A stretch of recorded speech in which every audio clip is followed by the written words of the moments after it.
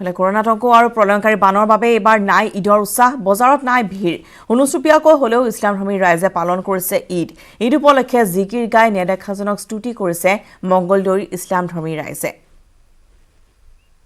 ৰাজ্যৰ যেহেতু বৰ্তমান কৰোনা আতংক লগতে প্ৰলয়ংকাৰী বান সেইভাবে এবাৰ নাই ঈদৰ উৎসাহ বজাৰতো ভিৰ হোৱা পৰিলক্ষিত হোৱা নাই এবাৰ আৰু সকলো ইছলামধৰ্মী ৰাইজে পালন কৰিছে ঈদ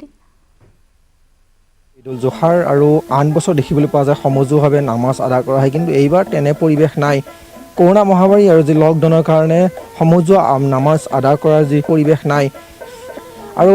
তাৰ বিপৰীতে দেখিবলৈ পোৱা গৈছে কম সংখ্যক লোকে নামাজ আদা কৰিছে আৰু আমি যেহেতু উপস্থিত মংগলদৈ মই পোনপ্ৰথমে সমূহ অসমবাসী ৰাইজলৈ পবিত্ৰ ঈদুল আজহাৰ ওলগ যাচিছোঁ যিহেতু এইবাৰ কোভিড-19 কৰোনাৰ ভাইৰাছৰ কাৰণে আমি ঈদটো সুকলমে পঢ়িব পৰা নাই যেহেতু সামাজিক ডিষ্টেন্স অনুযায়ী আমি ঘৰতে পঢ়িব লাগিব সেইকাৰণে আমি এবাৰ সম্পূৰ্ণৰূপে ঈদ পালন কৰিব পৰা নাই আৰু তাৰ মাজতে আমি জিকিৰ আৰু জাৰি দুটি ঈদৰ উপলক্ষে আমি লৈছোঁ তাকে গাবলৈ ওলাইছোঁ পবিত্ৰ ঈদ ৰাজ্যৰ ভিন্ন প্ৰান্তৰ ইছলামধৰ্মী লোকসকলৰ লগতে গহপুৰতো উদযাপন হৈছে পবিত্ৰ ঈদ কিন্তু পূৰ্বৰ দৰে জাকজমকতাৰে নহয় সম্পূৰ্ণ নিমামা পৰিৱেশ এইবাৰ কৰোনা স্তব্ধ কৰি পেলাইছে ঈদৰ আনন্দ উৎসাহ গহপুৰ বৰিগাঁও জামে মছজিদতো বিগত বৰ্ষসমূহৰ দৰে এইবাৰ নাই ভিৰ নাই কোনো ব্যাপক আয়োজন গহপুৰ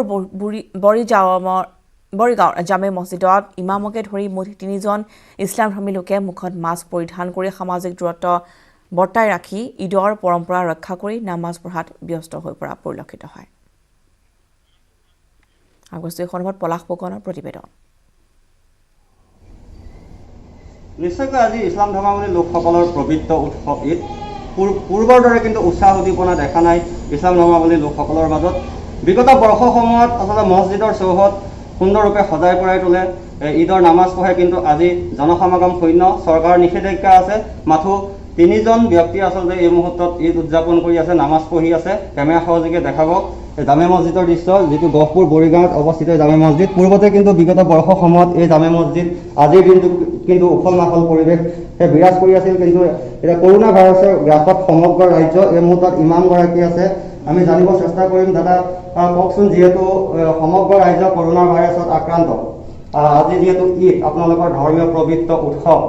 পূৰ্বতে হয় বহু লোকৰ সমাগম হ'লহেঁতেন এক উখল মাখল পৰিৱেশ কিন্তু আজি চৰকাৰৰ নিষেধাজ্ঞা মানি আপোনালোক 3জন ব্যক্তিয়ে ইয়াত বৰ্তমান ঈদ উদযাপন কৰিছে নামাজ পঢ়িছে কওকচোন আজি আমি প্ৰথমতে নিউজ জাতিক আমি এইটো ক'ব বিচাৰিছোঁ যে আজি তেওঁলোকৰ ওচৰত বহুত ঈদৰ শুভেচ্ছা জ্ঞাপন কৰিলোঁ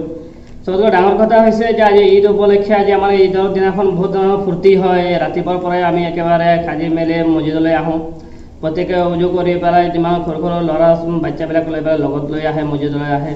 পেলাই ঈদৰ কাৰণে তৈয়াৰী হয় কিন্তু এই কৰোনা মহামাৰী বেমাৰৰ কাৰণে যি হওক চৰকাৰ নিষেধাজ্ঞা দান কৰিলে তাৰ কাৰণে আমি আজি কি হ'লে সেয়া হুকুম মানি চলিলোঁ তাৰ কাৰণে আজি আমাৰ ঈদত কোনো ফূৰ্তি নাই কোনো একো নাই আমি 3জন মানুহে ছ'চিয়েল ডিষ্টেন্স মানি পেলাই আজি আমি ঈদৰ নামাজ আদায় কৰিব লাগিছোঁ হয় যে কোৰবানী আজি কেনেদৰে আপোনালোকে কৰিব কোৰবানীটো আমাৰ অন্য বছৰত আপোনাৰ একেঠাইতে হয় কোৰবানী আমাৰ এবাৰ কি কৰা হৈছে যেহেতু বেমাৰ কৰোনা মহামাৰীৰ কাৰণে এবাৰ আমাৰ কোৰবানী প্ৰত্যেকে নিজে নিজে ঘৰতে কোৰবানী কৰিব তাত কোনো ভেৰভাৰ কৰিব নহ'ব ছ'চিয়েল ডিষ্টেন্স মানি পেলাই প্ৰত্যেকে কোৰবানী কৰা হ'ব হয় নিশ্চয়কৈ ক'ব লাগিব যিহেতু পূৰ্বৰ দৰে উৎসাহ উদ্দীপনা নাই এই বৰিগাঁৱৰ জামে মছজিদ আছে কিন্তু বিগত বৰ্ষসমূহত সকলো লোক ইয়ালৈ ওলাই আহে ইছলাম ধৰ্মাৱলম্বী লোকসকল এক উৎসাহ আনন্দৰ মাজেৰে তেওঁলোকে ঈদ উদযাপন কৰিছিল কিন্তু সমগ্ৰ ৰাজ্যত যিহেতু কৰোনা ভাইৰাছৰ গ্ৰাসত তাৰ বাবে চৰকাৰ নীতি নিৰ্দেশনা মানি চলিবলগীয়া হৈছে মন যায় নিজৰ উৎসৱটিত আচলতে আনন্দ ফূৰ্তি কৰিবলৈ কিন্তু এতিয়া উপায় নাই আচলতে কৰোনাৰ এক প্ৰকাৰ সন্ত্ৰাসৰ সৃষ্টি কৰিছে তাৰ মাজতে কিন্তু সকলোৱে ঘৰে ঘৰে নামাজ পঢ়ি ঈদ উদযাপন কৰিছে বুলি ইমামগৰাকীয়ে আমাক